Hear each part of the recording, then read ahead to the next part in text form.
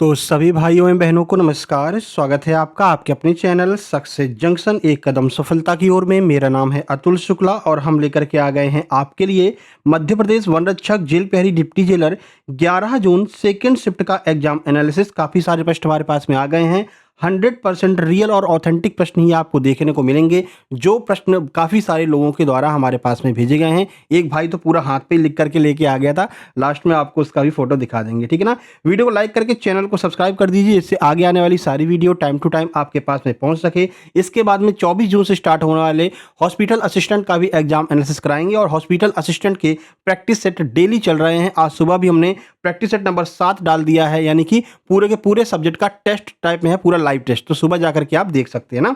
चलिए शुरुआत करते हैं। आइए देखते हैं आज का पहला प्रश्न। जी के जीएस और एमपी जीके से हम शुरुआत करने वाले हैं। पहला प्रश्न है, देखो अब यहाँ से क्या है ना कि लगातार जो है अब आपसे सैन्य अभ्यास पूछने लगे हैं। आज सुबह भी सैन्य अभ्यास आया था भारत श्रीलंका वाला, और ये भी भारत श्रीलंका का ही सैन्य अभ्यास पूछा गया। सुबह भी जगह पूछी थी और इस टाइम भी जगह पूछा है। भारत और श्रीलंका की थल सेना वायुसेना के बीच मित्र शक्ति 2025 का 11वां संस्करण नवंबर 2025 में कहां पर आयोजित हुआ था? केरल, कर्नाटक, राजस्थान, कोई नहीं। सही आंसर आपका हो जाएगा ऑप्शन नंबर बी, कर्नाटक के बेलगावी में ये जो है सम्मेलन की मतलब कि ये युद्ध अभ्यास हुआ था। और नवंबर वाली हमने आपको युद्ध अभ्यास की एक पूरी की पूरी पीडीएफ दी है करंट अफेयर की। उस करंट अफेयर में नवंबर माह का जो करंट अफेयर दिया गया है उसको आप खोल करके देखेंगे तो वहां पर आपको ये कर्नाटक बेलगावी वाला प्रश्न देखने को मिल जाएगा। चलिए पूरा डिटेल आपको बता देते हैं। मित्र शक्ति 2025 का 11वां संस्करण नवंबर 2025 में बेलगावी कर्नाटक स्थित विदेशी प्रशिक्षण नोड क्षेत्र में आयोजित किया गया। अभ्यास से जुड़े कुछ महत्वपूर्ण बिंदु देखिए। आयोजन की तिथि तो 10 से 23 सितंबर 2025 तक इसका आयोजन किया गया था। दोनों देशों की थल सेनाओं के साथ साथ वायुसेना के सैनिक भी इसमें शामिल हुए थे। भारतीय सेना की राजपूत रेजिमेंट के लगभग 170 जवान और श्रीलंकाई दल के श्रीलंका सेना के गजाबा रेजिमेंट के 135 जवानों ने मिलकर के यह युद्ध अभ्यास किया था। कर्नाटक के बेलगावी में इसका आयोजन किया गया था। ठीक है, आगे बढ़ते हैं। अगला प्रश्न। आगे बढ़ने से पहले आप सबको बता दें, जैसा कि आप जानते हैं ये पहला करंट अफेयर वाला भी प्रश्न अपने सीधे करंट अफेयर की पीडीएफ से आया है, और ऐसे बहुत सारे प्रश्न हैं जो अपने सीधे सुपर सिलेक्शन नोट्स से देखने को मिल रहे हैं। लास्ट में आपको स्क्रीनशॉट भी दिखा देंगे, और जो डेली एनालिसिस करा रहे हैं उससे भी काफ़ी सारे प्रश्न सेम टू सेम रिपीट हो रहे हैं। ठीक है, तो आपको ध्यान रखना, अगर आपकी तैयारी अच्छी हुई है या फिर आपकी तैयारी तो हुई है लेकिन कॉन्फिडेंस नहीं आ रहा है, या तैयारी आपकी बिल्कुल भी नहीं हुई है लेकिन आप एग्जाम देने जाना चाहते हैं, क्योंकि आप देख रहे हैं माइनस मार्किंग है, जो थोड़ा सा तुक्कों पर कंट्रोल कर लेगा वो अच्छे नंबर लेकर के आ जाता है। ठीक है ना, जो तुक्का नहीं लगाएगा। तो इसी को ध्यान में रखते हुए हमने मध्य प्रदेश वन रक्षक जेल प्रहरी और डिप्टी जेलर के कंप्लीट सुपर सिलेक्शन नोट्स तैयार किए हैं, जिनमें से सीधे सीधे प्रश्न आपके एग्जाम में देखने को मिल रहे हैं। क्या क्या मिलेगा इसमें? तो मात्र 189 रुपए में आपको बहुत सारी चीजें मिल जाएंगी। पांचों सब्जेक्ट के कंप्लीट थ्योरी नोट्स मिल जाएंगे, इसके अलावा प्रैक्टिस सेट मिल जाएंगे, इसके अलावा मॉक टेस्ट की पीडीएफ मिल जाएगी जो हमने मॉक टेस्ट करवाई हैं, और लगभग 500 से 1000 करंट अफेयर के प्रश्न कराए हैं, जो आपको करंट अफेयर सीधे सीधे सेम टू सेम युद्ध अभ्यास वगैरह वहीं से देखने को मिल रहे हैं एग्जाम में 2025 के 2026 के। ये 1000 के आसपास हमने करंट अफेयर करा दिए पूरा एक साल का, वो आपको मिल जाएगा। और टॉप 100 सीरीज के अंतर्गत लगभग 3500 एमसीक्यू सभी सब्जेक्ट को मिलाकर करवा दिए हैं। ये सब कुछ आपको मात्र 189 रुपए में उपलब्ध कराया जाएगा। इसके अलावा टॉप 500 जो सीरीज चालू की थी, इसमें 500 प्रश्न एमपीजीके के, 500 प्रश्न साइंस के और 500 प्रश्न हमने हिंदी के करवा दिए थे। वहां से भी सीधे प्रश्न आपको देखने को मिलेंगे। कैसे प्राप्त कर सकते हैं ये पीडीएफ नोट्स? तो कुछ खास करना नहीं है, ये क्यूआर कोड आपको दिखाई दे रहा है, इसका स्क्रीनशॉट खींच लेना है। इसी पर आपको 189 का पेमेंट करके उस पेमेंट का स्क्रीनशॉट इस व्हाट्सएप नंबर 7052547003 इस पर आपको सेंड कर देना है।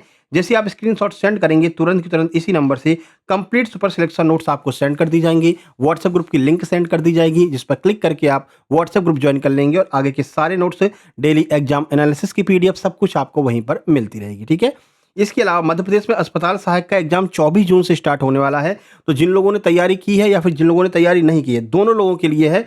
इसमें आपको 149 रुपए के अंतर्गत आपको पांचों सब्जेक्ट के कंप्लीट थ्योरी नोट्स मिलेंगे। इसके अलावा कंप्लीट प्रैक्टिस सेट मिलेंगे, लगभग 7 प्रैक्टिस सेट करवा दी हैं, और एग्जाम तक कम से कम 1500 प्रैक्टिस सेट करवाई देंगे। तो सारे प्रैक्टिस सेट, इसके अलावा 700 से 800 एमसीक्यू करवा चुके हैं टॉपिक वाइज, तो एमसीक्यू भी आपको मिल जाएंगे। और कल अगला जो है वीडियो आने वाला है एमसीक्यू का, टॉप 100 एमसीक्यू के अंतर्गत हिंदी गद्य खंड के सभी चैप्टर को एक साथ मिला करके टॉप 100 प्रश्न करवाने वाले हैं। ठीक है, ये सब कुछ आपको मात्र 149 रुपए मिलने वाला है, वही करना है। ये क्यूआर कोड आपको दिखाई दे रहा है, इस पर 149 का पेमेंट करके स्क्रीनशॉट इस व्हाट्सएप नंबर पर सेंड करना है। जैसे आप स्क्रीनशॉट सेंड करेंगे तुरंत की तुरंत कंप्लीट सुपर सिलेक्शन नोट्स आपको सेंड कर देंगे। व्हाट्सएप ग्रुप की लिंक आपको सेंड कर देंगे, जिस पर क्लिक करके आपको व्हाट्सएप ग्रुप ज्वाइन कर लेना है, जिससे आगे के सारे पीडीएफ नोट्स आपको मिलते रहें। एक बार प्रोफाइल पिक देख लेना, उस पर हम टाइम लगा देते हैं कि इतने बजे जो है नोट्स सेंड किए जाएँगे, ठीक है? सारी बातें समझ में आ गई? इसको ज़ूम कर देना है, इसका आप स्क्रीनशॉट खींच लीजिए। चलिए, अब बढ़ते हैं अगले प्रश्न की ओर। बेतवा नदी से प्रश्न पूछा गया है ओरछा शहर के बारे में। आपको बहुत अच्छे से समझाया था एमपीजीके 500 में कि बेतवा नदी के तट पर स्थित जो ओरछा शहर है, ओरछा, वो किस जिले में आता है? तो हमने आपको बताया था पहले ये टीकमगढ़ जिले में आता था, लेकिन अब बेचारा टीकमगढ़ अकेला रह गया है और एक तरह से कह सकते हैं टीकमगढ़ बेचारा गरीब हो गया, क्योंकि ओरछा जो है वो टूरिस्ट के हिसाब से बहुत अच्छा था, बहुत समृद्ध था ओरछा जब टीकमगढ़ में था, ठीक है? अब ये टीकमगढ़ से अलग होकर के निवाड़ी जिले के अंतर्गत आ गया है ना? तो जितना भी टैक्स कलेक्ट होता था टूरिज्म से, वो अब टीकमगढ़ को ना मिलकर के निवाड़ी जिले को मिलता है। तो ऑप्शन बी आपका सही आंसर हो जाएगा। आइए देख लेते हैं कुछ महत्वपूर्ण जानकारी। तो बेतवा नदी के तट पर स्थित ऐतिहासिक और सांस्कृतिक शहर ओरछा मध्य प्रदेश के निवाड़ी जिले में आता है। कुछ महत्वपूर्ण जानकारी देखिए, जिले की स्थिति की बात करते हैं तो निवाड़ी में है और राज्य है अपना मध्य प्रदेश में है ये।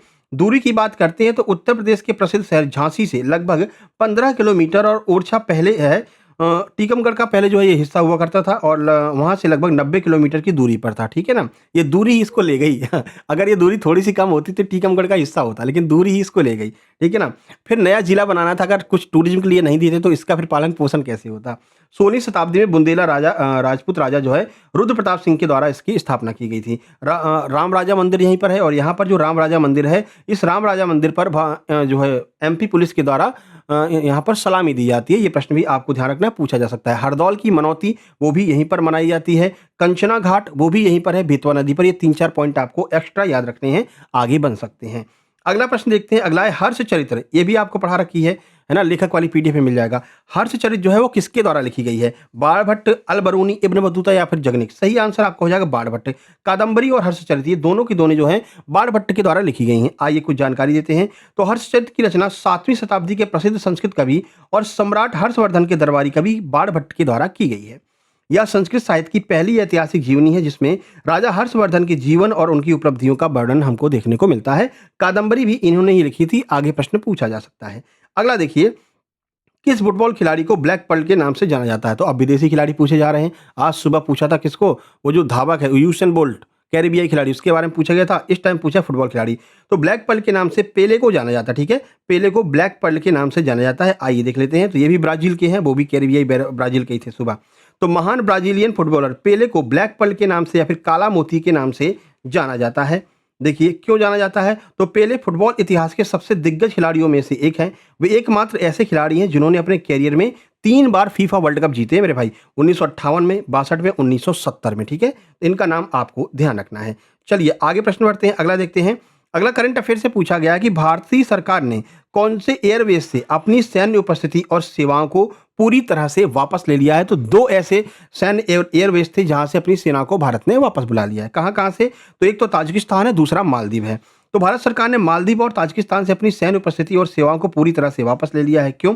तो मालदीव में क्या हुआ? तो मई 2024 में भारत ने मालदीव सरकार के अनुरोध पर वहां तैनात अपने 76 से 89 सैन्य कर्मियों को वापस बुला लिया था। इन सैनिकों का काम भारत द्वारा उपहार में दिए गए 2 हेलीकॉप्टरों और 1 डोर्नियर विमान का संचालन करना था।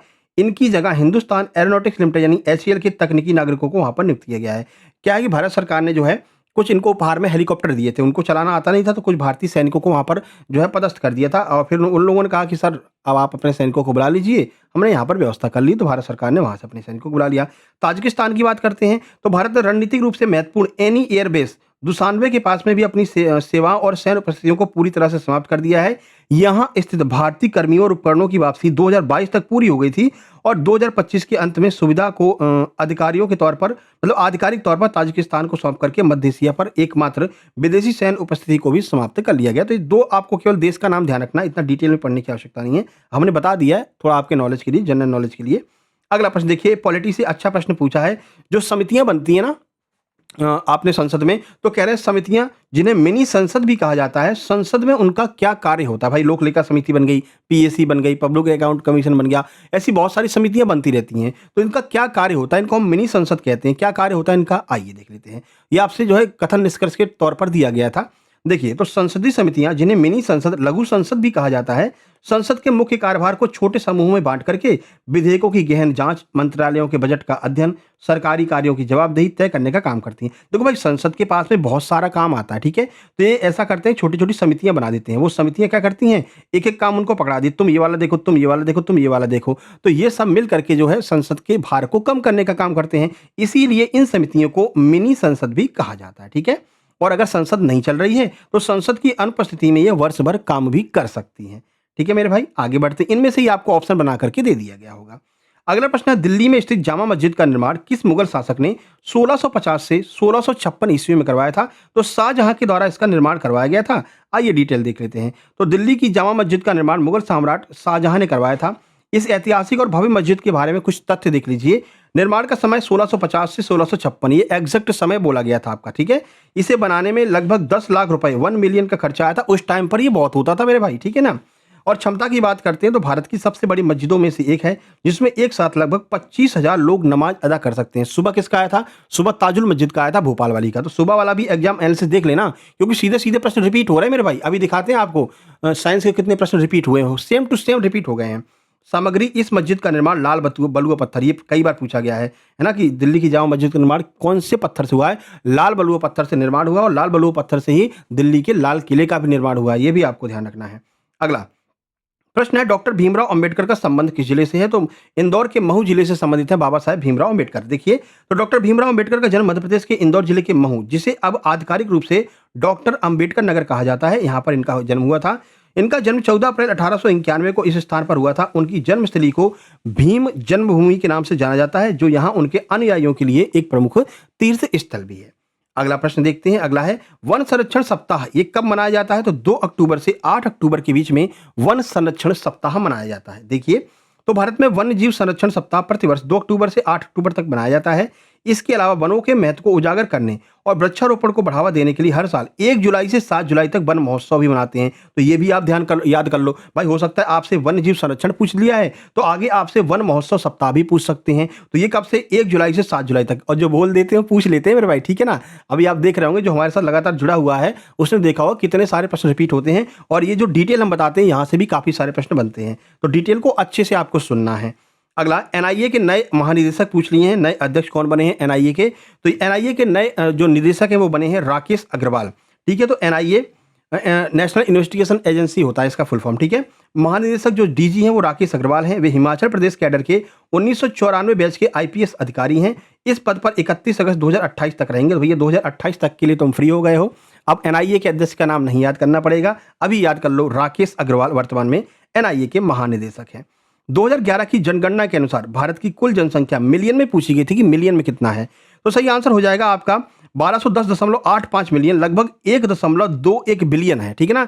या फिर 121 अरब भी कह सकते हैं। उस टाइम पर थी, इस टाइम पर तो अपन नंबर 1 है, ठीक है ना? तो इस टाइम वाला डेटा पूछेंगे ही नहीं, बेइज्जती हो जाएगी। इस टाइम का नहीं पूछेंगे, पहले का 2011 वाला पूछेंगे। तो 2011 में अपन दूसरे नंबर पर थे, पहले पर चाइना था, अब पहले में अपन आ गए हैं। तो 2011 की जनगणना के अनुसार भारत की कुल जनसंख्या 1.210 मिलियन, लगभग 121 बिलियन है, यानी कि 121 करोड़ थी।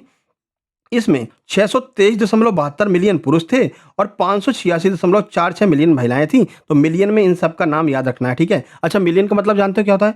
10 लाख के बराबर 1 मिलियन होता है, जो अपना टारगेट है। कभी तुम पूरा करवा दोगे, है ना? सब्सक्राइब करके 1 million subscriber success junction Shukla sir के हो गए हैं। देखते हैं कब होता है, आप लोगों के ऊपर डिपेंड करता है, ठीक है? फिलहाल आपसे मिलियन में जनसंख्या पूछी गई थी, तो 1210.85 मिलियन, स्पेशली वहां पर 1210 मिलियन दिया गया होगा, ठीक है? और अगर हम वैसे बात करें तो 121 करोड़ अपना सही आंसर हो जाएगा। चलिए आगे बढ़ते हैं। इप्पॉन शब्द पूछा गया था। इप्पॉन शब्द वो किस खेल से जुड़ा हुआ है? तो जूडो से जुड़ा हुआ इप्पॉन शब्द, ठीक है? देखिए, इप्पॉन शब्द मुख्य रूप से जूडो खेल से संबंधित है, कहीं कहीं पर कराटे भी आ जाता है, दोनों एक साथ में नहीं आएगा। जूडो में दिया जाने वाला सर्वोच्च और पूर्ण अंक होता है। जूडो के अलावा कराटे की प्रतियोगिताओं में भी इस शब्द का इस्तेमाल कर लिया जाता है, लेकिन बेसिकली ये किससे संबंधित है? जूडो से संबंधित है। आगे बढ़ेंगे। हमारे सौर मंडल का सबसे बड़ा ग्रह पूछा गया था। 2 ग्रहों के प्रश्न आए थे ज्योग्राफी से, तो अब अपनी टॉप 100 वाली ज्योग्राफी भी काम में आने लगी है ना? तो आगे जिसका भी एग्जाम है, जिन्होंने नोट्स दिया है, टॉप 100 वाली ज्योग्राफी को अच्छे से पढ़ करके जाना, टॉप 100 एमसीक्यू वाली, वहां से आगे प्रश्न मिलेंगे। दोनों प्रश्न वहीं से आए हैं। सौर मंडल का सबसे बड़ा ग्रह बृहस्पति होता है। आइए इसके बारे में डिटेल बता देते हैं, क्योंकि आगे प्रश्न बनेगा ज्योग्राफी से, पैटर्न चेंज हो रहा है। हमारे सौर मंडल का सबसे बड़ा ग्रह जो है जुपिटर या फिर बृहस्पति है। यह इतना विशाल है कि इसमें हमारी पृथ्वी जैसी लगभग 1300 ग्रह समा सकते हैं। कुछ रोचक तथ्य देख लीजिए। आकार पृथ्वी के व्यास का लगभग 11 गुना बड़ा है। इसका द्रव्यमान सौरमंडल के बाकी सभी ग्रहों के कुल द्रव्यमान का डबल है। अच्छा, ये ध्यान रखना, ये गैसीय है, यानी अगर ऊपर से तुमको इसमें छोड़ दिया जाए ना तो तुम कहीं नहीं टकराओगे, सीधे इस पूरे ग्रह को पार करके चले जाओगे, ठीक है ना। तो ये गैसीय ग्रह है, ठीक है। इस पे वायुयान नहीं जा सकते, सॉरी रॉकेट वगैरह नहीं जा सकते, इसलिए इसका अध्ययन करना बहुत कठिन हो जाता है ना। तो गैसीय ग्रह है ये। प्रकृति की बात अगर हम करें तो यह मुख्य रूप से हाइड्रोजन और हीलियम के गैसों से बना है। इसे हम गैस दानव कहते हैं, ठीक है। गैस जायंट के नाम से भी इसको जाना जाता है। अच्छा, इसका तूफान पूछ लेते हैं। तो इस पर द ग्रेट रेड स्पॉट, ये ध्यान रखना, ये क्या है? तो ये एक तरह का तूफान है जो उस पर लगातार आता ही रहता है। भाई गैसों को कोई रोकने वाला नहीं होता है। एक बार तूफान आ गया ना तो फिर वो आता ही रहेगा, आता ही रहेगा, आता ही रहेगा। तो इसलिए ये एकदम लाल कलर का धब्बा बन जाता है और इसको हम कहते हैं द ग्रेट रेड स्पॉट, ठीक है। बहुत बड़ा धब्बा है, यह प्रसिद्ध तूफान है जो सदियों से जारी है, लगातार आ ही रहा है, बंद ही नहीं हो रहा है। क्यों? क्योंकि कोई ठोस नहीं है ना उसको रोकने वाला। एक बार आ गया तो फिर वो आता ही रहेगा। उपग्रह की बात करते हैं तो सबसे बड़ा उपग्रह जो है गैनीमेडे है। सौरमंडल का सबसे बड़ा चंद्रमा है जो बृहस्पति का चंद्रमा है, यानी कि बृहस्पति का उपग्रह है। आगे बढ़ते हैं। सौरमंडल का वह ग्रह जिसके चारों ओर वलय पाया जाता है वो कौन सा है? तो शनि। सैटर्न जो है उसके चारों ओर वलय पाया जाता है।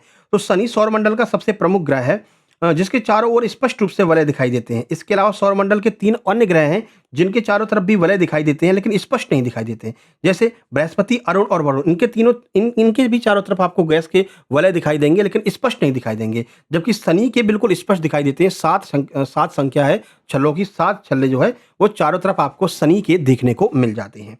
चलिए अगला देखिए। अगला प्रश्न है, कौन सा जीव अपने कटे हुए शरीर के हिस्से को पुनः पूरा बना लेता है? यानी कि एक बार आपने काट दिया तो कौन सा ऐसा जीव है जो उससे नया जीव बन जाएगा? तो वो अपना स्टारफिश हो जाता है। जैसे ये स्टारफिश है, ठीक है। इसको तुमने यहाँ से काट दिया तो ये कट करके जब अलग हो जाएगी ना तो कुछ दिन बाद आप देखेंगे कि ये जो टुकड़ा कट करके अलग हुआ था ये एक नई स्टारफिश का निर्माण कर लेता है, ठीक है।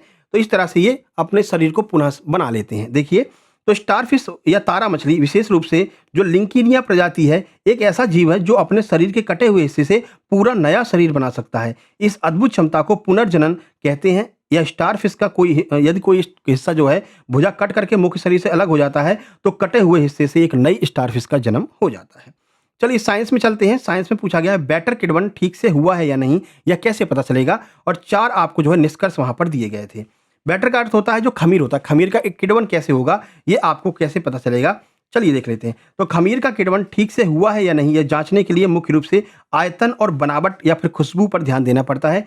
3 चीज होती हैं जिन पर ध्यान देकर के आप ये पता कर सकते हैं। जैसे जैसे भटूरा बना रहे हैं, ठीक है ना। शायद ये एग्जांपल भी यही आया था, भटूरा वाला ही, कि भटूरा के लिए अपन क्या करते हैं, मैदे को जमा करके रख देते, जमा का मतलब गीला करके रख देते हैं, फिर सुबह उसको जो है बनाते हैं तो उसमें खमीर अच्छे से हुआ है, यानी अब ये जो आपका भटूरा है वो सही से फूलेगा कि नहीं फूलेगा, जलेबी जो है वो अच्छी बनेगी नहीं बनेगी, वो इन बातों पर निर्भर करता है। किन पर? जिन पर हम आपको बताने जा रहे हैं। तो किडवन के बाद बैटर जो है फूल करके अपने शुरुआती आकार के लगभग 2 गुना हो जाना चाहिए, तब आप समझ लो कि हाँ भैया काम हो गया है। जालीदार बनावट हो जाए, बैटर को चम्मच से हिलाने पर अंदर बहुत सारी छोटी छोटी हवा के बुलबुले या जाली जैसी संरचना दिखाई देती है।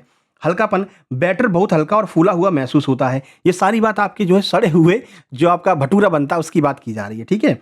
आप इसकी जांच करने के लिए छोटा चम्मच बैटर पानी से भरे कटोरे में डालकर देख सकते हैं।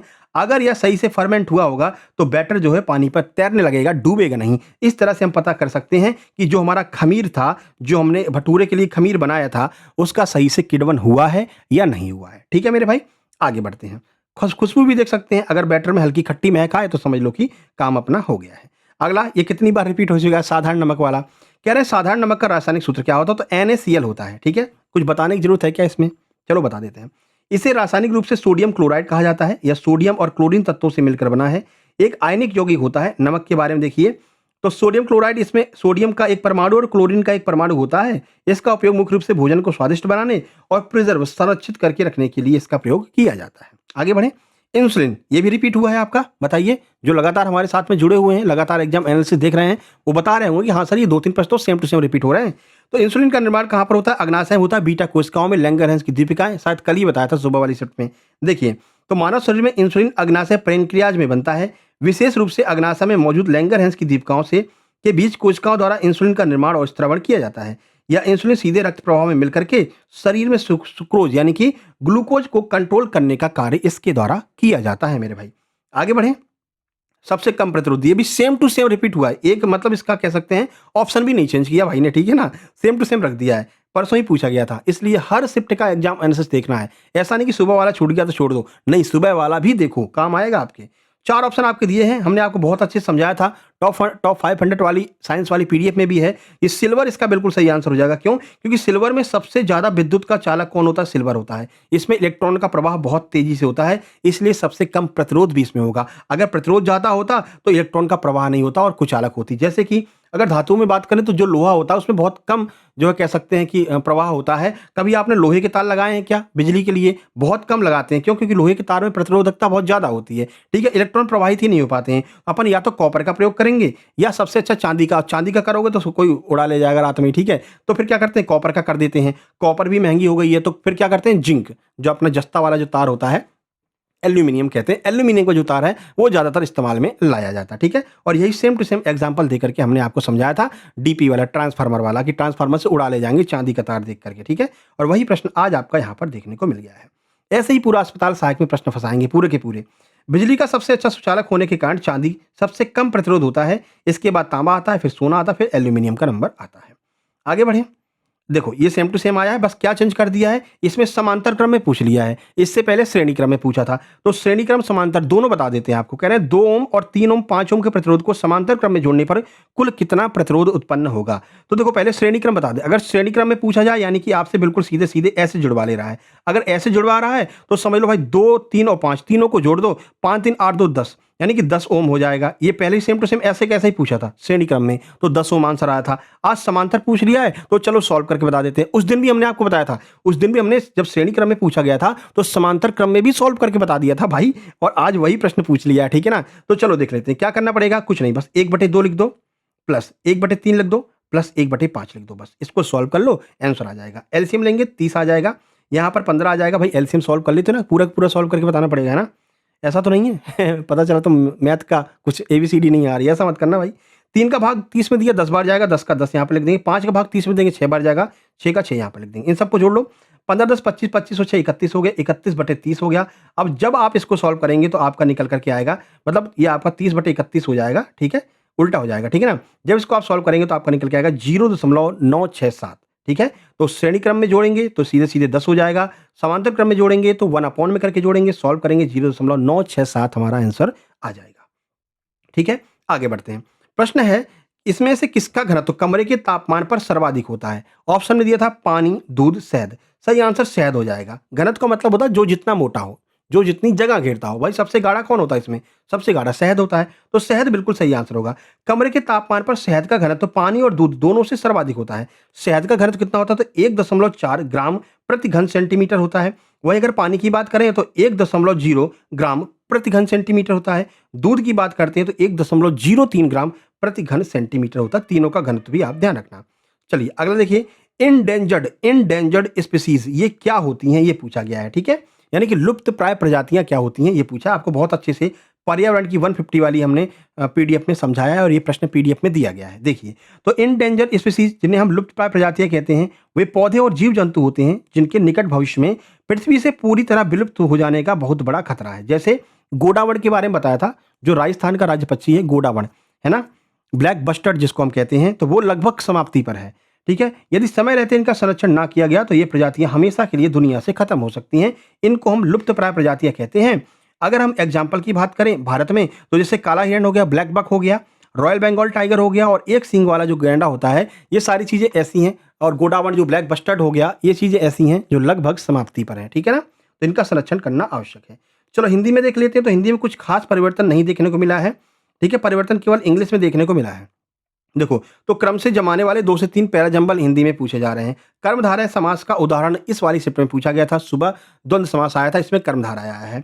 काल के 4 से 5 प्रश्न आए भाई, ये पैटर्न चेंज हुआ है। अभी तक काल के 1 आध 2 पूछ ले रहे थे, नहीं तो क्रिया विशेषण वगैरह पूछ रहे थे। इसमें काल के 4 से 5, भाई हेतु मतलब भूतकाल, भविष्यत काल, है ना। तो ये वाले प्रश्न जो हैं एग्जाम्पल देकर के पूछ रहे हैं। रस, छंद, अलंकार बिल्कुल गायब कर दिया है, इसमें अलंकार भी नहीं पूछा गया, ठीक है।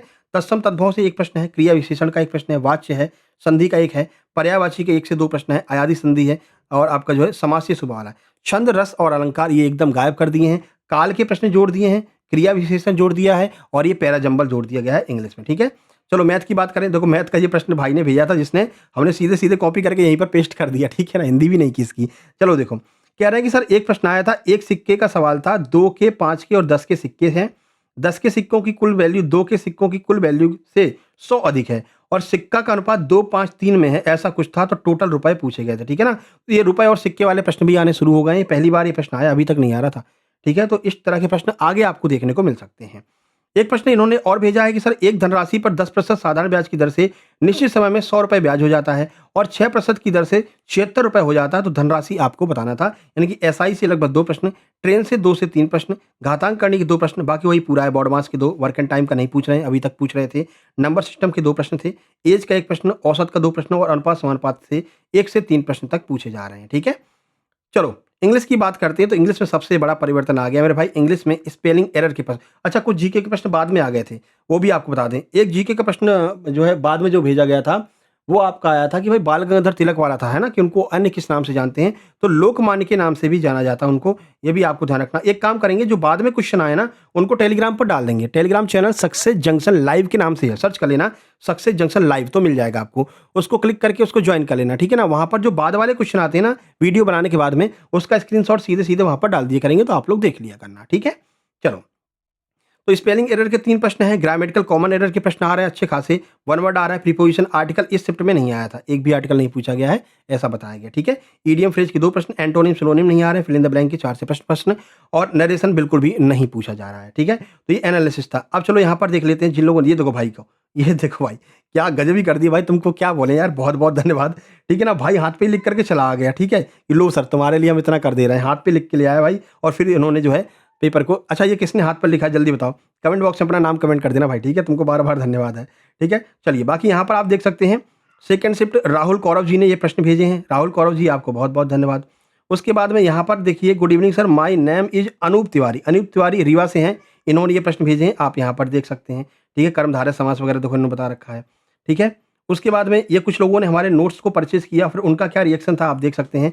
लाइफ में फर्स्ट टाइम ऐसे नोट्स देखे हैं, बहुत सुंदर, कितनी मेहनत लगी होगी बनाने में, मेहनत को देखते हुए बहुत ही कम प्राइस है, ठीक है ना?